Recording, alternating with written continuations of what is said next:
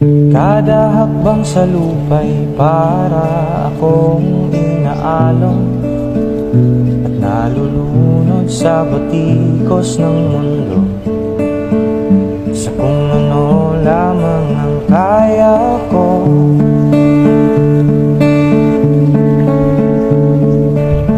Pigang-piga sa mga problemang di masolusyonan agad, parang wala nang bukas.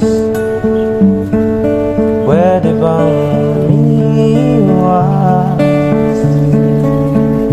Hinahanap ang sarili, ngunit di nakakayanin sa ligaw na dinadaanan ko. Saan na to patungo? Saan ako patungo?